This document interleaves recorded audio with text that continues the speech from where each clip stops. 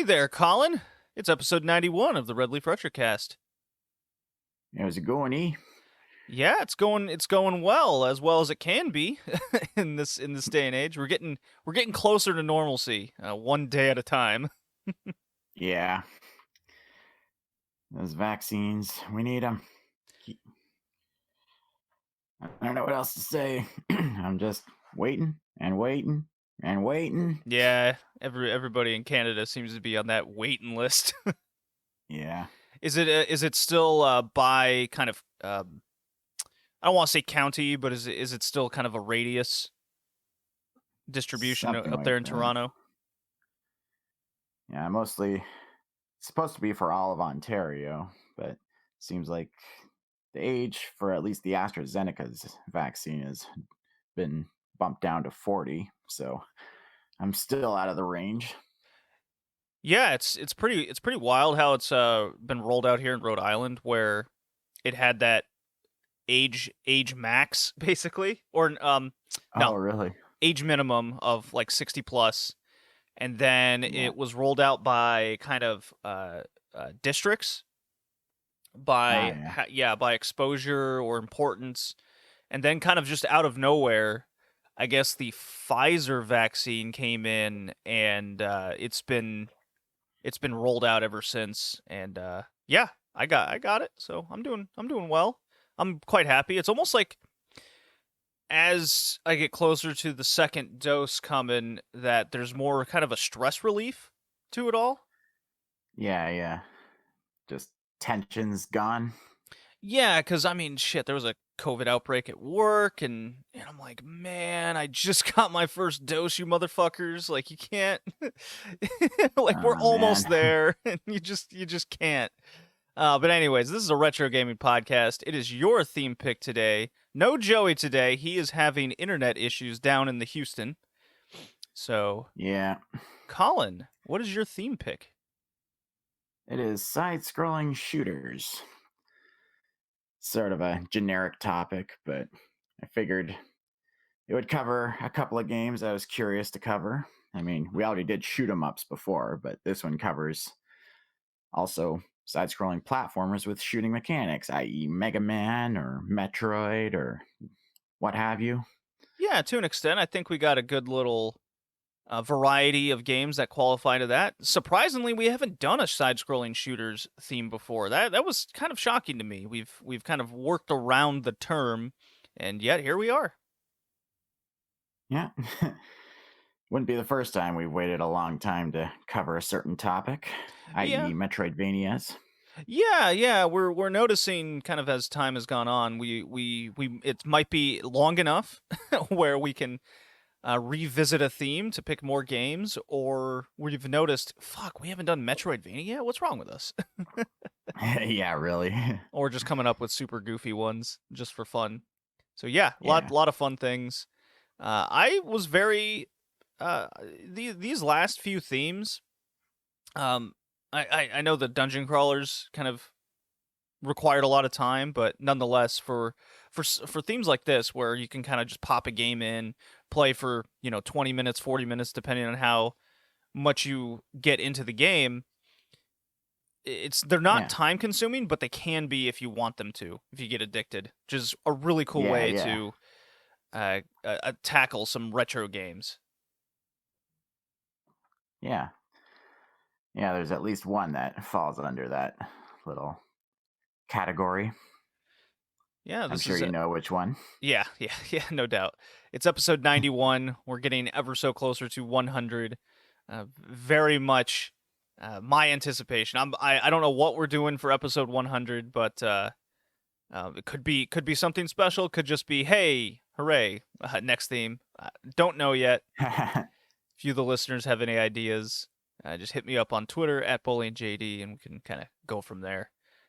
We're taking in any ideas that might help us out. So, Colin, what games have you been playing besides the podcast games, or have you just been swamped at work?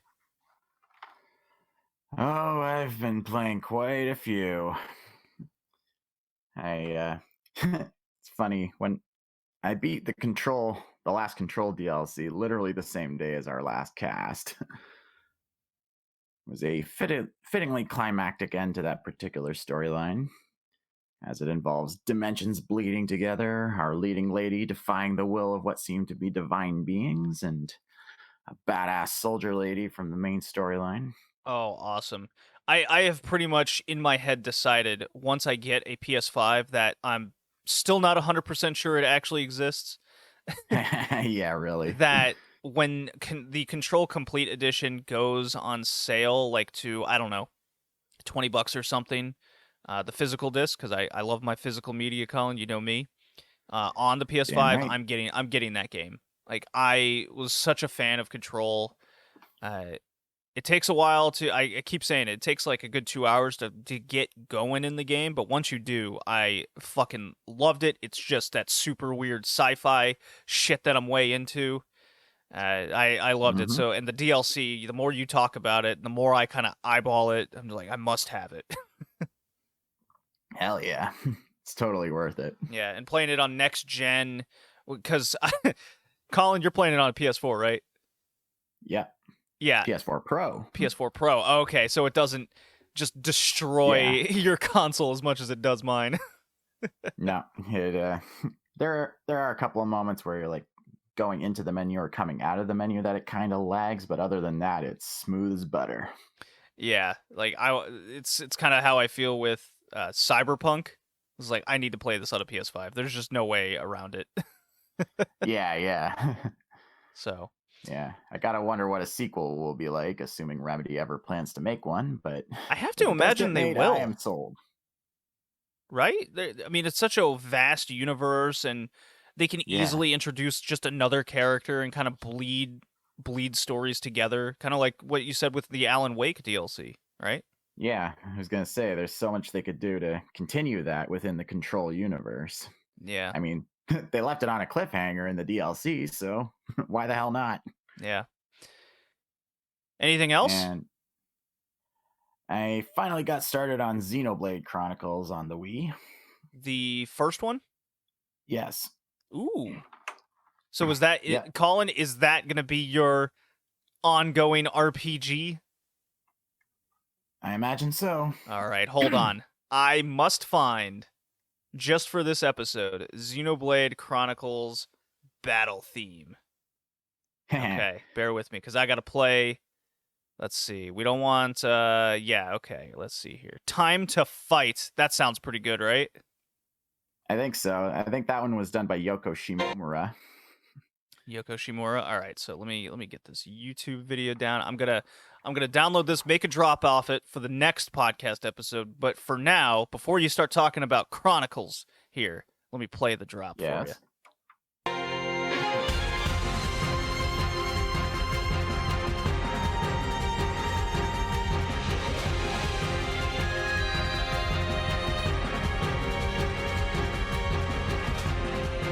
Alrighty, that's some rad music. I remember when I got Xenoblade Chronicles for the Wii, and I played. I must, my rule. I play 2 hours, and then if I'm on to bigger and better things or other things, then I kind of put it down. But it's my rule. I must play a game for 2 hours once I buy it, and then I can't buy another game.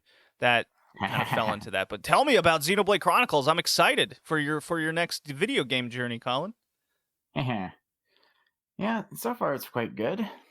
I mean, the gameplay feels similar to Final Fantasy 12 and 13, but with its own twist. I mean, the rest is pretty standard RPG fare, but done pretty well. I mean, the whole world that's set up by the prologue is pretty intriguing. I mean, you've got people living on the corpses of two almost planet-sized titans who Yep. died battling each other. Yep, that is the universe of the Xenoblades. Yeah. One is mechanical, the other biological.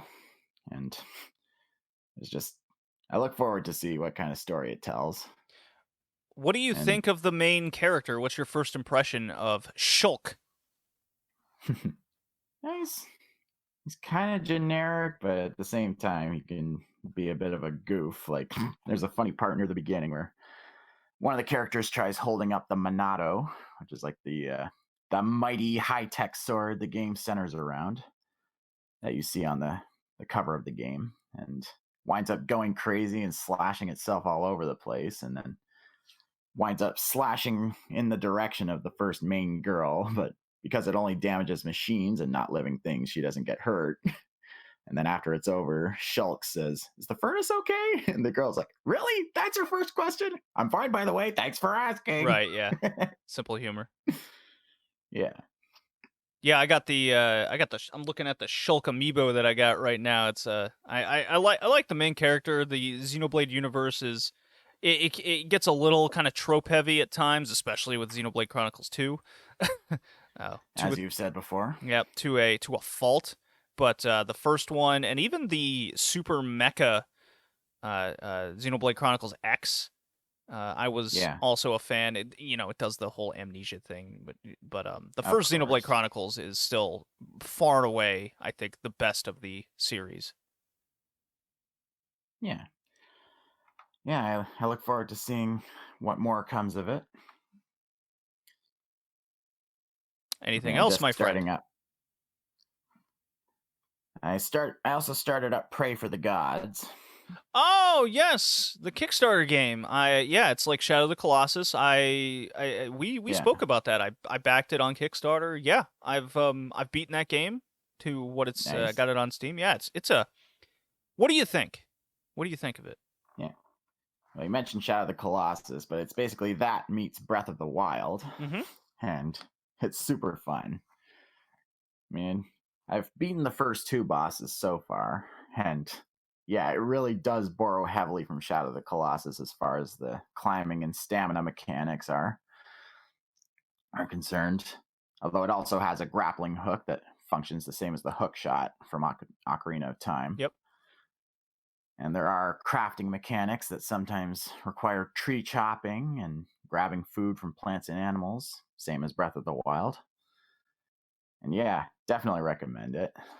And I don't mind saying the main female character is quite easy on the eyes. I mean, appearance wise, she resembles a mix of Lara Croft and Aloy from Horizon Zero Dawn. Absolutely on purpose.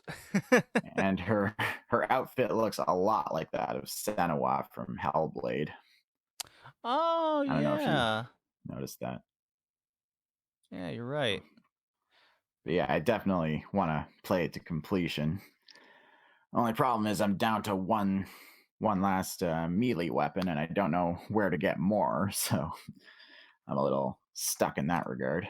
Yeah, the weather mechanics and survival elements to the game kind of adds a little bit more to the journey of getting to each big colossal boss, which I was that's what kind of roped me into the game to begin with, was just that extra feature that kind of makes the world feel more immersive, and I think they nailed what they were going for.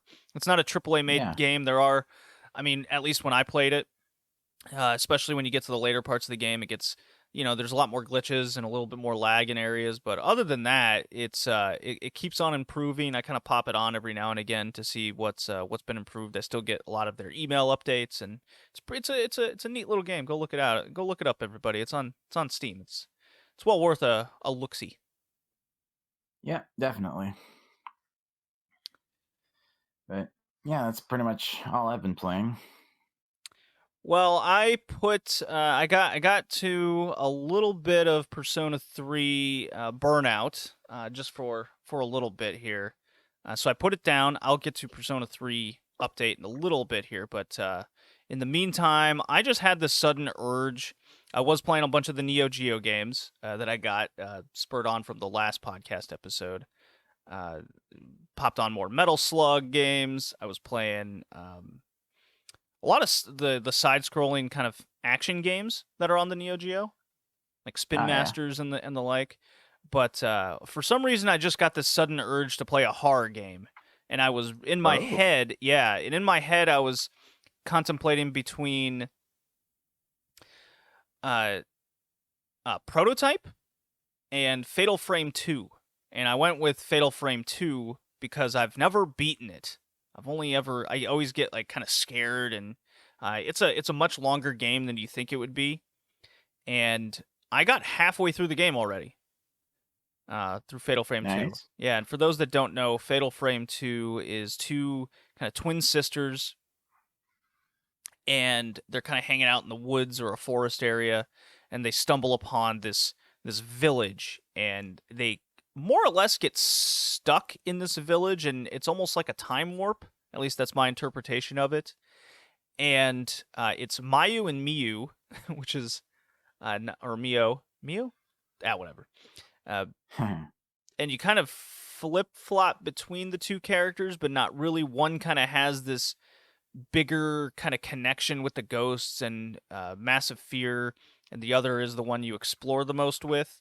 And of course, it's a Fatal Frame game, so it's centered around the camera obscura, which takes pictures of ghosts, and that's how you kind of put them to rest. But it also connects you with the ghosts more, so get different film and strength attacks and what have you. But basically, you're going around this village, kind of unlocking the mystery behind it. What are these kind of witch sacrifice rituals that they're doing throughout it? And I got a message from Joey here. He sent me a video message. Ah, okay. He's giving me his notes over the game since he can't be here. That works for me.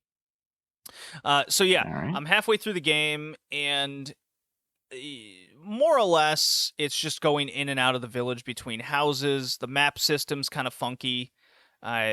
It suffers from what a lot of games suffer from, which is you can't activate this thing until you know where to go.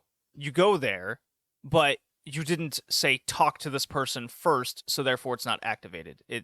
There's been a lot of instances like that with Fatal Frame 2 that I have to then backtrack all the way because it's like, oh, I didn't talk to this dude in the fucking prison or whatever. Ugh. Ah, jeez. Yeah, so that's just kind of annoying. I did get a game over when it felt like I hadn't saved in forever because there's a boss lady in a room that kind of kills you in one hit. So of course you wouldn't know that until she does get you, right? So you're kind of of course. Yeah. So so you have to kind of maneuver around this room and avoid her for a little bit. But basically, the story is that there were two twin sisters in the past that were sacrificed to the ritual, and a character or two within the village tried to get them to escape. And they are the parallels between the past sisters and the two twins that you play with and as are very eerily similar down to the core. So, theories invoke there. It's like, are they actually real, or is history kind of repeating itself in this time warp of the village? It's really cool. Gameplay is kind of wearing. I did take a break from that, but I'm definitely going to try and beat that game before the next podcast, and we'll see if I get back to more Persona 3 by the next podcast episode. I expect I'll play at least another hour at some point. Been on an anime kick binge of just trying to finish series right now. Before I tackle anything from this latest season. So I finished, for example, I finally finished the second half of the second season of Fire Force. And just to throw it out there, yeah. But now it's time for the Persona 3 drop, because I got the update.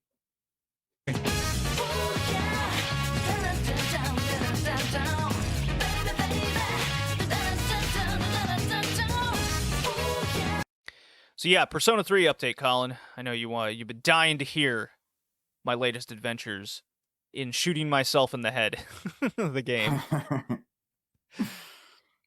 So I believe last we left off on my journey here, did I beat the third boss, or was I grinding? Do you remember? I think you were grinding because you couldn't beat the boss just yet. Okay, so I'm kind of at mid 20s with all my characters and level wise, and I did get to the third boss and beat it really easily. It didn't take a whole lot of effort to get through it. I thought that was a mid boss, but then I was like, hey, Kay from the wrestling podcast. Did I and our ghost picks on some of these episodes? Is that the third boss? And he's like, yeah. Oh, okay. Well, that was easy. So I may have over-leveled myself. It'll save you time in the long run. Yeah, it's saving me time. So that was kind of strange, considering I was struggling there for quite a bit. So maybe I should grind, 7 levels per boss. I think that's kind of the feel I'm getting for it. Kay recommended 10. I think that's kind of over-leveling and grinding time away, which I don't need to do, I don't think. So I'm gonna do I'm gonna do like a 7-level rule per boss now. Yeah, so the third boss did not impress, to say the least. And I'm really hoping for more story at this point. I've played some hours at this point. Yeah. And I'm really struggling with the story progression. I'm not feeling it. There is this third party that has shown up, and they seem to have a connection to the tower, and it's like a group of 3. There's one guy who's kind of this masochist character. One's smart, and then a third one. And I'm wondering what their role is. Lolita girl. Excuse me? The Lolita girl. Yeah. So you know what I'm talking about. For those that don't know, the third boss, you're kind of in this love hotel. You gotta fight this heart thingamajig through a mirror. So at least that was cool. But yeah, the boss fight itself wasn't impressive. Once that was over, I've just been kind of doing the same thing. Go to school, go on some dates with a couple other girls, and maybe trying to there's some comedy in there throw in. But yeah, I'm kind of wanting more story than just kind of doing the same thing that I felt I've been doing throughout most of the game so far. Yeah, the story seems to progress when the daily, like the date reaches a certain, when the in-game time reaches a certain day. Yeah, you're at the mercy of that progression rather than actual normal RPG progression that you would expect. But it's I'm kind of accepting the fact that this is what Persona is, and we'll see where we go from there. I'm intrigued with the introduction of this third party, and I'm ready for some more whacked out love hotel instances. That was weird as fuck, and that was pretty cool. Where him and Yukari kind of wake up in this hotel room, and she's coming out of the shower, and you're like, what is happening? Just wait till you get to the beach. Oh, of course there's a beach. It's anime. Of course, yeah. Of course there is. Wouldn't be complete without it. Yeah. So I'd peg myself maybe just under a third of the way through the game. I think that's fair to say. Yeah, I think so. I think that's fair to say. So anyways, that's the Persona update. PS3 Vita stores are gonna keep up for the time being, as there was kind of, I guess it was kind of a tactic. Hey, we're closing down. We'll see if people want to buy all this stuff, and I guess they got enough money. PlayStation is motivated to keep the stores open for, I don't know, I peg it at another 6 months to a year. Who knows? Yeah, really. Of course, I don't know. Did you hear about the whole clock battery flaw with PS3 and PS4? I heard about the battery flaw with the PS4, where if you've activated your PS4 and your battery completely shits the bed, then your PS4 is basically bricked, my understanding. Yeah, you can't play anything on it. And it's the same for the PS3, except you'll still be able to play your physical copies. And I think some people also found that the base model of the PS5 also has that same M-clock battery. So it might not happen for at least another decade, but eventually the models as they are now, the batteries will run out, and apparently it's not easily replaced, but I guess there's some way to hack it to to keep your games playable, but I haven't really looked into it. Yeah, I'm sure that's just something that we'll have to figure out over time, unfortunately. But if their physical discs still work, then hey, Colin, this is the importance of physical media. I keep stressing it. It's shit like this. Damn right. I'm right on board with you there, man. I've been Mm-hmm. that way since the beginning. Yep. And I'm sure I have a feeling that that's a flaw that they just didn't know about.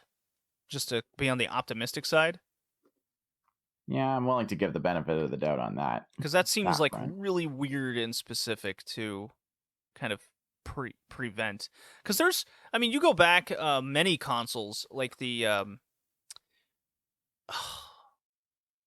a few consoles out there that have kind of weird ass uh, just over time things that happen to it. You know, the TurboGrafx CD with its I think it's condensers, something like that, where just over time they just stop working, and it's just kind of wear and tear. And this is like this version of technology where the battery just bricks out.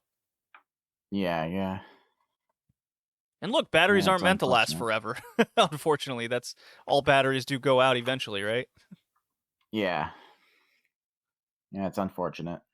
Yeah, so hopefully my PS4 is far from failing. Anyways, shall we start talking about our theme games, Colin? Sounds good to me. All right, we're 26 minutes in the podcast. Let's play that Gradius drop that I made. We can get in there. Hell yeah.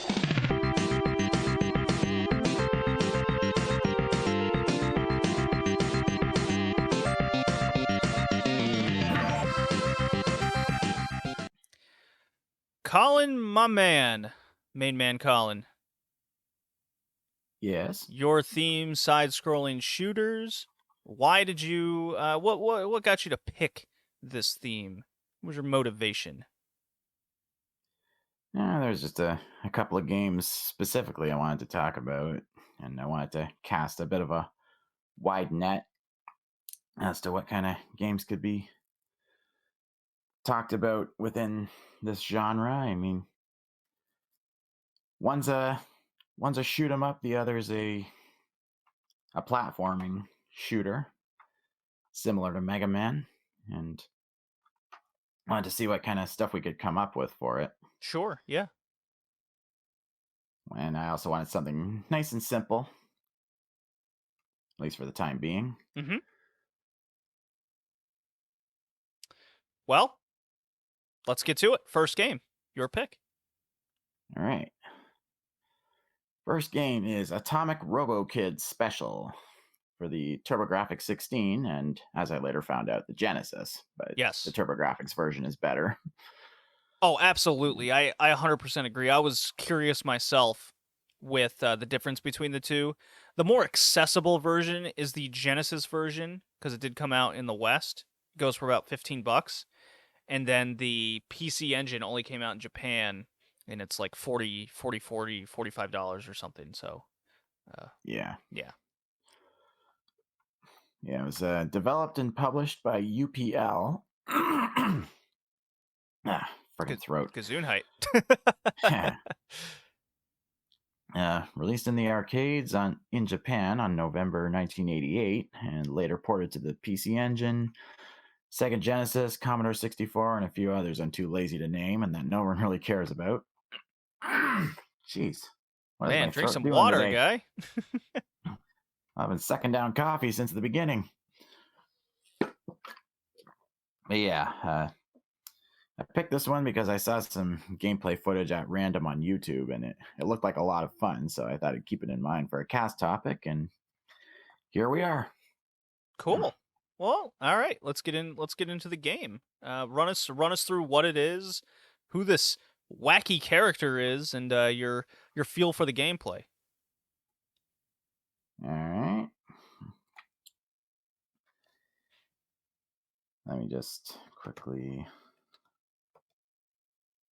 I didn't really write down anything in my notes about the plot, but there isn't really much of one. I got the plot in front of me. If you want me to say it for you, real quick.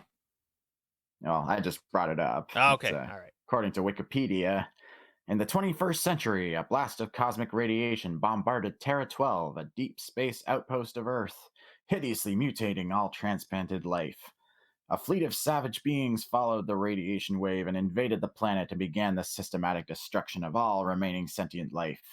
Years of battling the alien, quote, governors have gone by, and now only one hope survives to avenge the desperate Terran colonists. I demand you repeat that last sentence, but say governors with a heavy, awful British accent.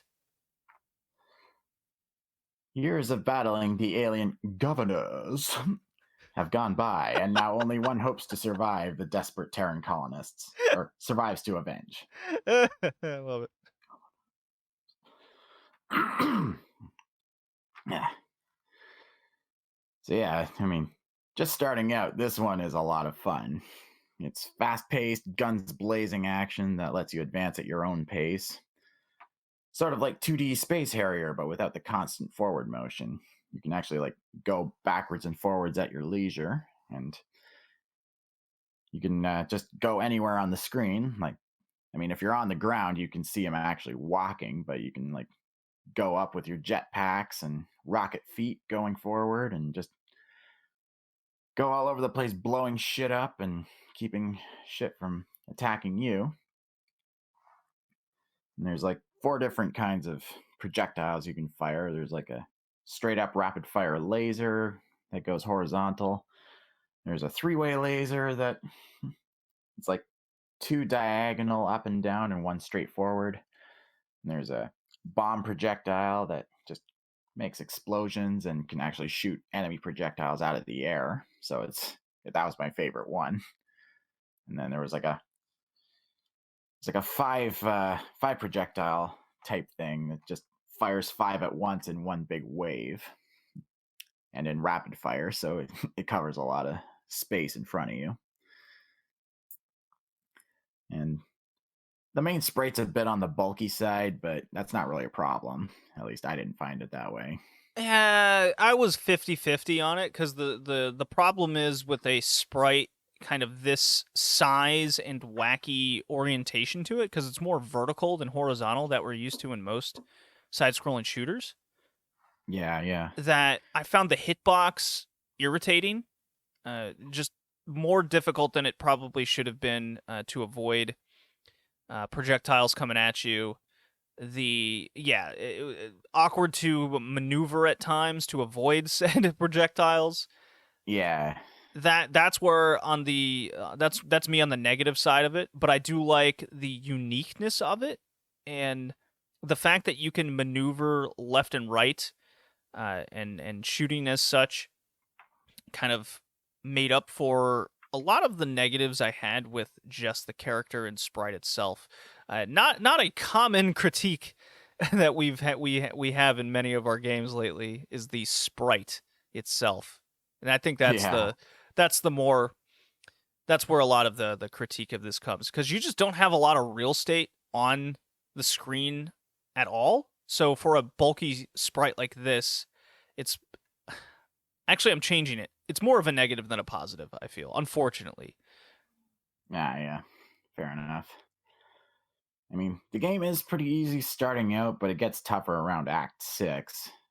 And the second boss on Act 10 is the one that really gave me trouble, because each boss takes place in a big room, and each one is huge with weak points to take out, but they also move towards you, and if it crushes you against a wall or floor, you're dead, which is where the negatives of having a big sprite come into play.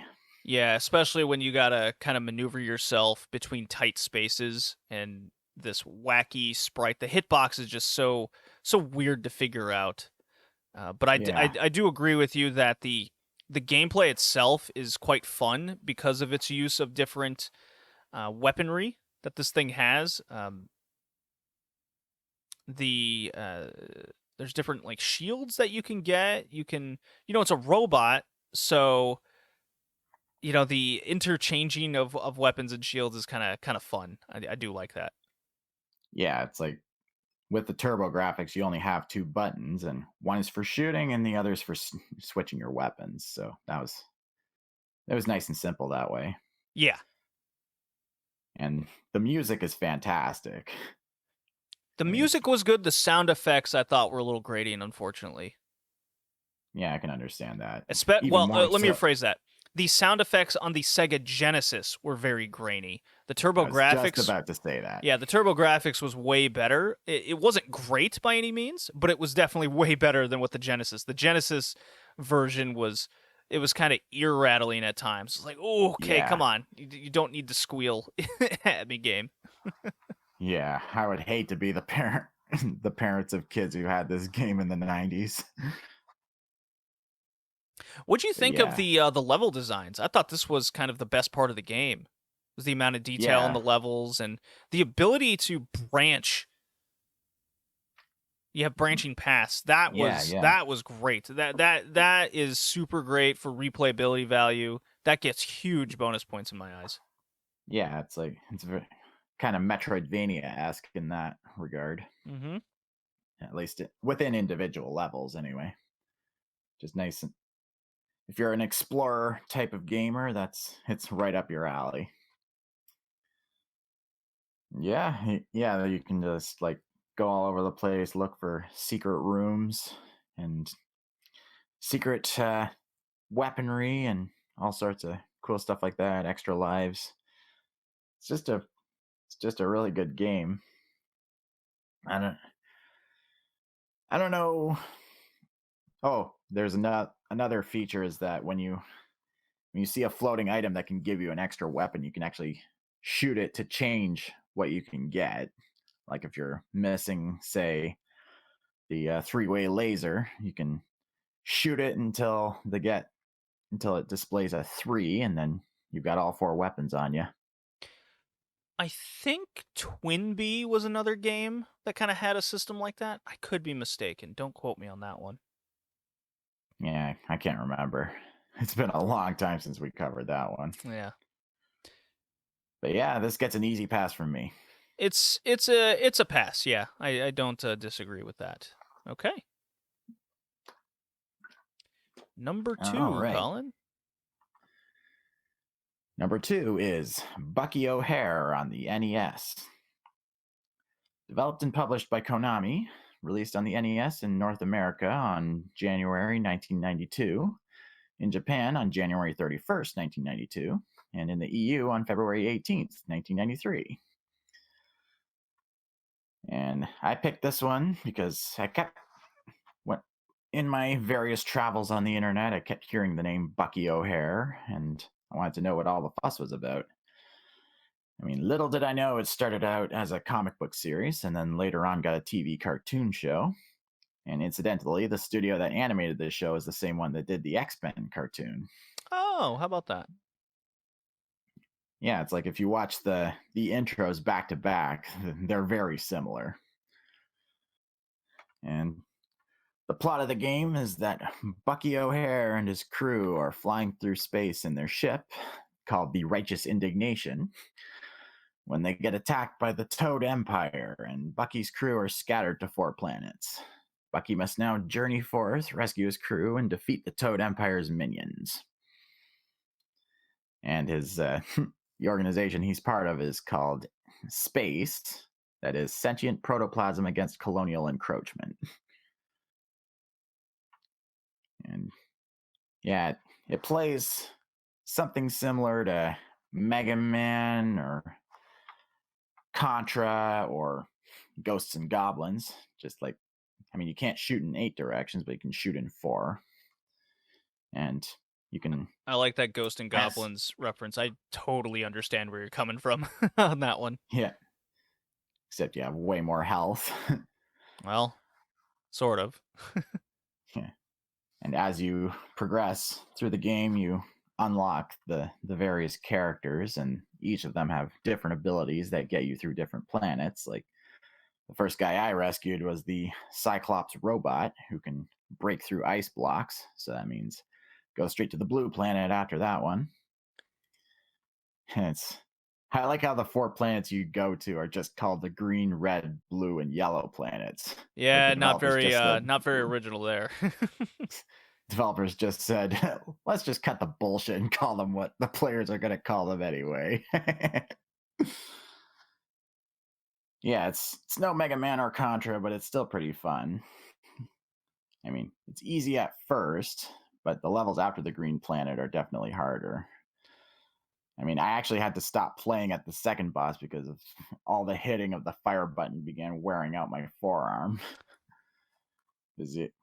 You have like a limited time to be able to actually hit him. Is the way it works. Is he's like this lizard jumping up and down, firing projectiles at you, and you have to rapid fire your gun at him, and then as time goes on, the water level goes up, and then he'll freeze it, and then just keeps inching up and up and up, and the ceiling has spikes on it, so you only have a limited time to take him out before you're dead. And I could never beat him before that, so that's where I stopped playing.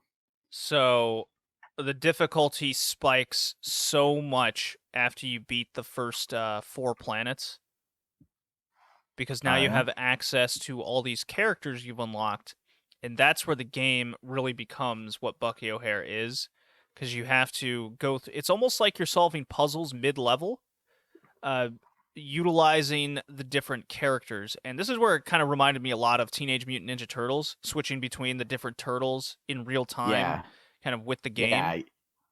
Yeah, even the music sounded like the Ninja Turtles soundtrack. Yeah, so I don't know if that was heavily inspired on it on purpose, what have you. It is important to note that before I get into kind of the different characters, that the release time was basically in conjunction with the Super Nintendo, which is why this game really went under the radar. It kind of falls under that Earthbound situation where it's a rare game now and kind of got this cult classic hit to it. Because it just didn't, it just wasn't a lot of copies made. And that's why this game is $180 loose. Holy shit. Yeah. So, yeah. Famicom version, about 100. So it's an expensive game. I don't think it's worth that much. But if you can get like a repro card or, whatever, then it might be worth it, because the gameplay is very addictive. I like what it does. I kind of wish there was more detail in the environments, but hey, that's the limitations of the NES at a time. Not every game was going to be as detailed as some of those other NES gems that you're able to find. But you got Bucky. He's a rabbit. He's basically Mega Man. You mentioned Blinky the robot that can break ice and hover. There's a cat character that's really fast. So take that as you will. There's a duck, which has a charge shot. So there's that. And then the human character, Willie, I want to say. I think so. Yeah. Basically another Mega Man. Pretty much, except you can shoot in 4 directions. Right. Yeah, so you gotta kind of utilize these characters to solve different puzzles when you can. I found myself going to the rabbit a lot because of the charge jump. Yeah. Yeah, that was kind of the go-to. So, gameplay was very, very responsive. I really like the controls in this game. That's I think that, and being able to switch between all the characters was definitely what this game was strongest at. Not a big fan of the level designs themselves, as I mentioned. It's I think they could have done a lot more to bring it all together. I really didn't like the blue planet because it represents everything I hate about ice levels. Because it's incredibly slippery. Yeah, I mean, that's very... I had to save state that shit out of that level. So, I don't know if you know this, Colin, but Bucky O'Hare was directed by the dude who founded Treasure, which is a company that... Really? Yeah. It was the same year, in fact, that Bucky O'Hare came out, that the dude founded Treasure. So that kind of explains the sharpness of the controls in this game. Yeah, that's really interesting. Yeah.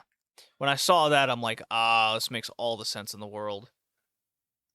Because at least on this podcast, Treasure makes a lot of great games that doesn't get a lot of fanfare. Yeah, it's too bad about that. Yeah. So, yeah. after the 4 planets, game gets incredibly difficult. Yeah, I didn't make it very far past that, unfortunately. Yeah, but it was still fun while it lasted. Yeah, I think so. It gets a pass. Yeah, I pass it. All right. So the next pick is from Kay, ghost pick from the Big Egg Joshi podcast and relation to Red Leaf Retrocast, including our Patreon that him and I run doing historical wrestling. He Nice. picked Mega Man Zero on the Game Boy Advance. Came out in the fall of 2002. All right, so Mega Man Zero. How much is this fucking game? Mega Man Zero goes for about $20, and Colin did not like this game. Developed by Inti Creates and published by Capcom. I am not a fan of the Zero series. I have discovered, or at least the first one. Oh man. We've You tell? spoken, yeah. It's an action platformer shooter, of course, because it's Mega Man. We've spoken about a lot of different Mega Man games on this cast, from the original series to the X series and everything in between. I think this is our first run into the Zero series, if I'm not mistaken. I think so, yeah. Let me double check our massive game list of over 400. I think we're at 400. Yeah, we're well over 400 games. 500 Holy games at shit. this point, actually. Yeah, So we've covered a couple of the Mega Man X games. let's see. Mega Man, yeah, Extreme, that's what I was thinking of. That's the other one. Yeah, we've covered an Extreme. So Mega Man Zero is a Mega Man game, except now it has grindy RPG elements to it. I hate it. I hate it so much. I just want to platform and shoot shit. I don't need your additive of weaponry that could disintegrate and go away or be useless at times. That was really annoying. The levels seemed very cheap at times. There's no extra health to get in the entire fucking game, like extra lives. Fucking stupid. It's unnecessarily hard. Yeah. Yeah. And Plus, there's your so much lore involved. Yeah, it's very lore heavy. It's like, this is what people that are huge Mega Man fans get annoyed at. It's this right here. The power-up system. This is your RPG system. They're called cyber elves, Colin. So if that didn't sound stupid enough, those are the things that add to your player's abilities and various effects, and they directly affect the mission stage, which I thought was a very, very strange choice. That the difficulty of the game is kind of in line with your upgrades. Kind of defeats getting upgrades, doesn't it? Yeah, really. Yeah. It's just weird. Yeah, it's very... I do not like everything. I get it. I get it. I'm never opposed to trying new things. This didn't work. I hated it. It was very difficult. I thought Zero got hard. Like the character in some of the Mega Man games, making a whole game about him and the entire game is hard. Not a fan, Colin. I fail this game like very easily, actually. I don't like the interconnected worldness to it all. It doesn't feel like Mega Man. It just feels like this action RPG that has needless grind and difficulty to it. I fail it. Yeah, I mean, I was only able to watch like a YouTube Let's Play of it. I mean, the guy playing was good at it, but I can't really be sure of what it's like to play it myself. But I did recognize a lot of the sprites and animations because a lot of Newgrounds Flash series use those sprites, including Super Mario Bros. Z. So it was a bit of a blast from the past there, but going from what you're saying, it doesn't sound like a very enjoyable time to play yourself. So I'll join you No. on that. Give it a fail. Yeah, it's easily my least favorite Mega Man game of all time. I maybe there's worse ones out there that I just haven't played. In fact, I know there are worse ones out there that I haven't played, but of what I've played, this is easily the worst. So, fail. Is this Joey's pick? Yes, Joey's pick. Colin, why don't you handle Joey's pick since he's unfortunately not here? Okay. I just want to bring up the Wikipedia page for it as I talk. Yeah, just for the basics of the basics. Yeah. So the game is Gradius 3 on the Super Nintendo. Developed and published by Konami. Another Konami game. Yeah, go figure. And released on the arcade, Super Nintendo, PlayStation 2, and PlayStation Portable. Your initial release was December 11th, 1989, I guess on the arcade version. Right, yeah. And then it says it was later ported to the Super Nintendo in Japan in 1990 and North America in 1991. Yep. In fact, it was one of the launch titles, at least in North America. Mm-hmm. Yeah. So there's not really a plot to this game. You're just flying through space, shooting aliens that are shooting at you, and what else do you really need? Story-wise. Well, you're Vic Viper, and you're taking on the Bacterian Empire, hence the whole kind of bio theme of, well, Gradius and the whole Salamander series. So there's that. So what makes Gradius famous is the use of options and its upgrade to the ship. So I believe there's 5 different modes to your ship you can choose and 6 different upgrades to choose, like sections of upgrades. And that creates this bar at the bottom of the screen. And as you collect these, when you kill enemies and collect these kind of, I guess they almost look like mines on the screen, that each level, then you can activate that upgrade to your ship. So you got options, shields, lasers. You have an option to make your ship smaller. Obviously, speed is very important. So there's a level of strategy to how you want to play, which makes, especially Gradius 3, a lot of replayability value, some self-challenge to it, and the game is hard as fuck as well, as we'll get to the level where I always get stuck at. Okay. So I usually play, you can look up like YouTube videos of people kind of walking through their thought process of how they play, what they do. I definitely rely on a lot of the 2-ship options, plus the huge ship shield at the end, and lowering the hitbox and making a very small ship. Because what that does is basically gets you an extra hit, where if you get hit and you're in the small mode, then it goes back to the ship being big. Yeah. Yeah. How did you find yourself playing Gradius 3?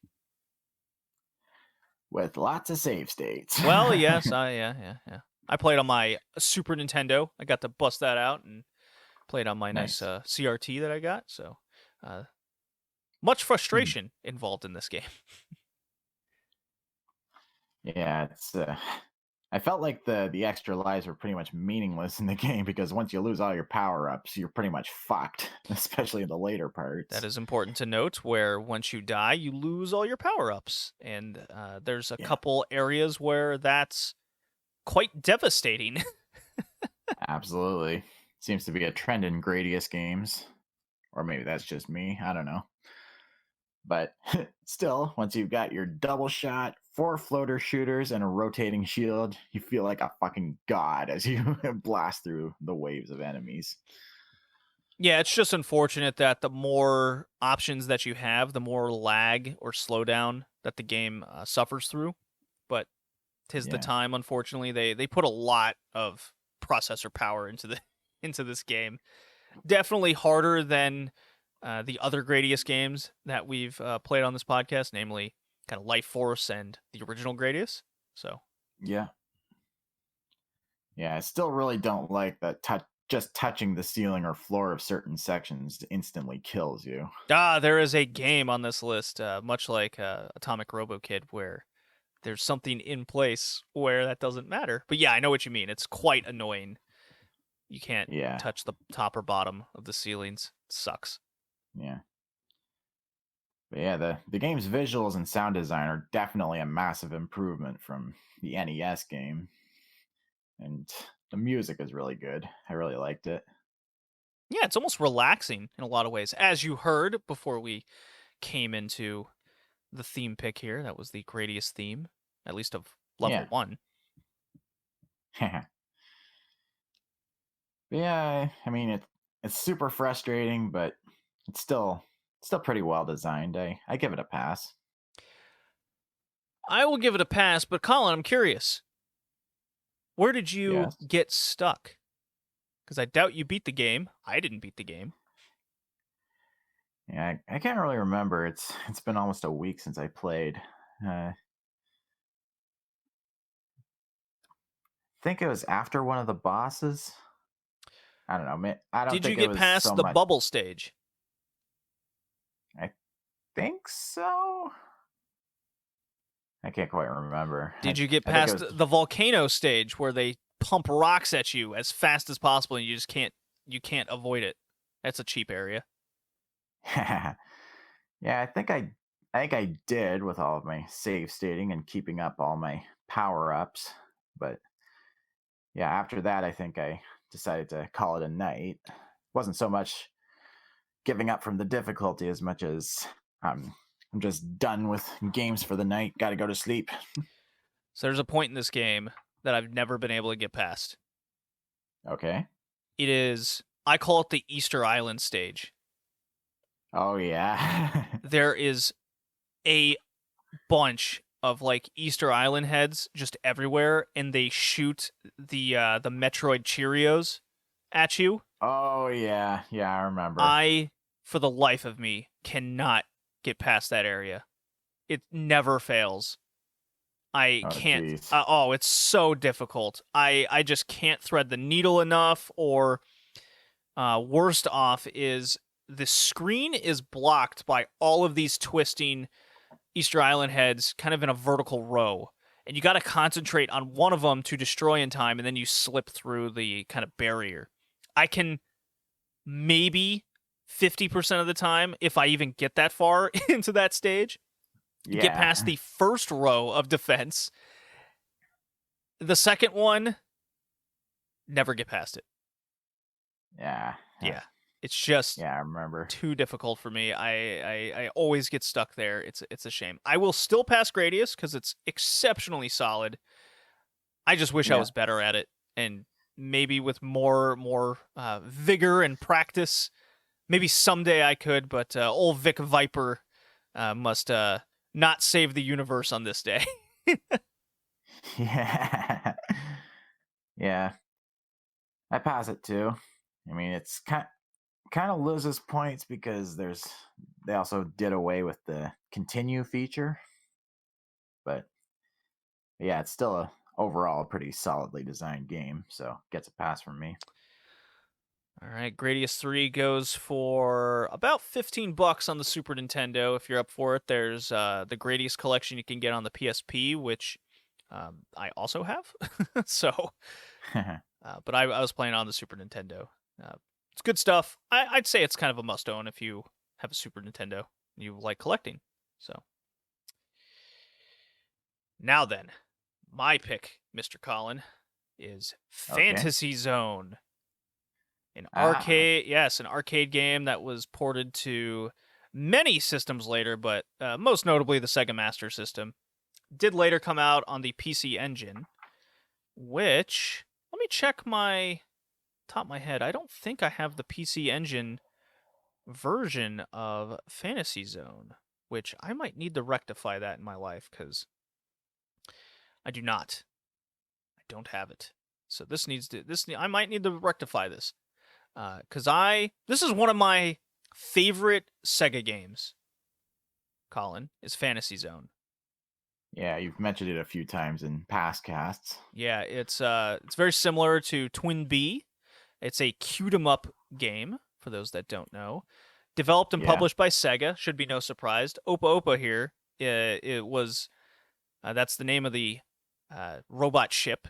It's even got little legs on the bottom, so you can walk on the bottom of the screen. Very great, love it. It was Sega's first mascot character. I'm sure a lot of people know that though. Mm. But if you didn't, now you do. The objective of the 8 stages are basically destroy all the bases on the stage, and then a boss will appear, and they're very wacky little cutie bosses. You face a log that spits leaves out at you, just as one example. Really goofy. But the big part of the game, which really separates it, is its use of a in-game store. So as you destroy enemies, Colin, you will get coins. So you collect the coins and get money, and then a kind of balloon will pop up to activate the store, in which you can then buy various ship upgrades. So very cool. You got bombs, you got giant lasers, you got spread shot. You get the idea. It's such a neat little system. The sound is very limited because it's the Master System. But so besides playing the original for this podcast, Colin, I went into my Nintendo Switch, and this is becoming a problem because I've spent I think I've spent like $60 over the past few weeks just on these retro games going to the Switch. I bought the Sega Ages collection version of Fantasy Zone, and it's a direct arcade port of this game. And they've added a kind of, I will call it a relax mode, where you have infinite lives and you can just chill and play the game and go through the upgrades. I love those modes. You get them in the Neo Geo games where you can just, sure, you can challenge yourself and just play the original arcade versions. There's different screen, things you can do with it. But that version was really fun. I always love when you can just kind of sit back and chill with a shoot 'em up game and you don't have to kind of be all stressed out on the edge of your couch the whole time. It's a good little ad. But what I did play with was, it's called Oopa Oopa mode instead of Opa Opa. And what this mode is on the Sega Ages collection is you have access to the store at all times. So as you're collecting money, you can so what you do is you have the store on the left and right of the screen with all your upgrades, and all you have to do is kind of maneuver your ship on the screen and point to it, and then you can click and activate that upgrade. So as long as you have access to money, you can get your upgrades, but there's a sort of strategy to it because there's not an infinite amount of money that you mostly have access to, so you might run out, and then you're kind of fucked at the boss, where you could run out of money, and then you just run out of your ship upgrade. So that's a really cool mode, and it's only about $8 on the Switch system, and there's a bunch of different games you can get in that Sega Ages collection, which is really neat. I'm definitely going to hop on that Thunder Force Sega Ages collection. I'm a big fan of the Thunder Force series, since we're on the shoot 'em up mode. Colin, I don't know if you know this, but I'm a fan of Fantasy Zone. It goes for about $40 on the NES version that you can get, $40 on the TurboGrafx 16. The Sega Master System's the easiest to access. It's gone up in price over the years. It's now $25. Look, I really like the colors. It's a lot of green. It's a simple game to just kind of pick up and play. Colin, I pass Fantasy Zone. I adore this game. Really? Never would have guessed. Yeah, I don't know if you could have done that. Could have guessed. Tell me what you think. You're just so easy at disguising it. Yeah. Yeah, this one was fun. I mean, aside from Atomic Robo-Kid, it's one of the the only shoot 'em ups I've seen that actually allows you to turn around and move and shoot backwards. Yeah, you actually travel around the level to destroy all these bases, left and right. Uh, really kind of free will to it all. Yeah. I mean, it's a bit awkward at first the way Fantasy Zone does it, but you get used to it. Mm-hmm. Although it's one of those easy to learn, hard to master type deals. But at least the hit detection is fair for the most part. I mean, biggest piece of advice for succeeding in this game is don't get greedy. I can't tell you how many times I died because I couldn't resist going for that one coin bouncing on the bottom of the screen. Especially the large coins. You're like, oh, money! Yeah. Damn it! Yeah. It's exactly the sort of thing that Mario 3 would trick you with every now and again, as seen on Game Grumps. Oh, yeah. I know what you mean. I mean, one thing that's a little bit aggravating is that the coins have the same sideways momentum as the enemies they spawn from, but at least you get to keep them from your previous life whenever you die onto your next life. I was pretty annoyed when I found out the weapon upgrades from the shop are only temporary, because I was under the impression they'd be permanent, but no. Doesn't do the Gradius thing. No, yeah, and that's kind of where the strategy comes in. It's like, okay, when do you go to the store and spend your money? So it gives a side scrolling shooter like this a different feel and tactic to it all, which is Yeah. I like that. Yeah, the whole shot floating around the stage type thing, it reminded me a lot of Magical Chase. Yes, That does the that same is thing. another one. Yeah. Yeah, it's not really my kind of game, but I give it a pass anyway because it's pretty well made. Hey, all right, cool. Okay, well, our 5 games we played were Atomic Robo-Kid Special on the TurboGrafx 16 and Sega Genesis, Bucky O'Hare on the NES, Mega Man Zero, Game Boy Advance, Gradius 3 on the Super Nintendo, and Fantasy Zone on the Sega Master System. I have Joey's thoughts and his Okay, grades and his favorite, least favorite. You ready for this? go for it. Robo-Kid, he gives it a C. It would have been a B, but the sound sucks. So he played the Genesis version, clearly. Sounds like it. Bucky O'Hare, he gives it a B. Holy fuck hard mode is what he wrote. That was it. Yeah, I know what he means. Mega Man Zero, he gave it a B. It's hard, but it was fun. So, all right. Okay, fair enough. Gradius 3A, loves the shit out of the game. Yeah, I understand where he's coming from there. And then Fantasy Zone D, what the fuck is this game? I don't know what's going on. His favorite Gradius 3, worst Fantasy Zone. I have a feeling he just said that to spite me. He's a big fat meanie. This is who he is. So let me get these things written down. You got a C, B, B, A, D. All right. I give Atomic Robo-Kid a nice C. I just think maybe if it had a little bit more to it, it would have been higher, but far from a fail. Bucky Okay. O'Hare, I give a B as well. Mega Man Zero, I give that shit a D. I think it's. I spoke my piece on that. Gradius 3, I am definitely in the A range as well for Gradius 3. I think it would have been an S if I could actually get past the same level eventually. And then Fantasy Zone, I'm also giving an A. So I'm definitely on the opposite spectrum of Joey on the Fantasy Zone. Colin, how about yourself? All right. I'm actually going to give Atomic Robo-Kid an A. Okay. Bucky O'Hare a B.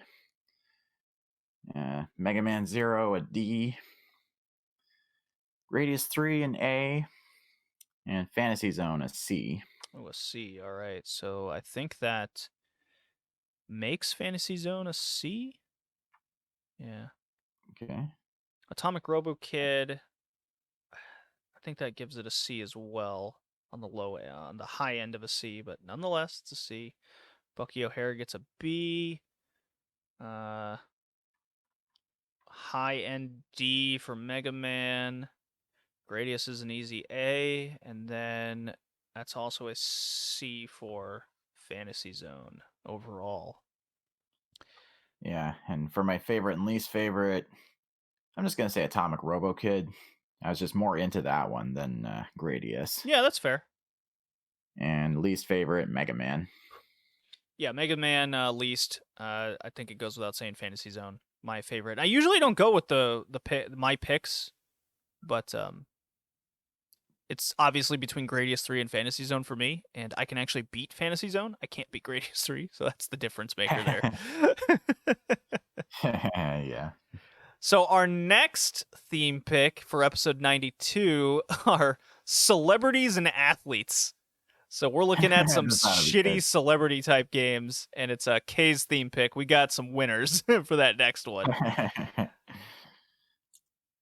Yeah. Looking forward to it. Yeah, Michael Jackson's Moonwalker might make an appearance. Yeah. So that's the next one. Colin, it's been a gas. See you next time. Bye now.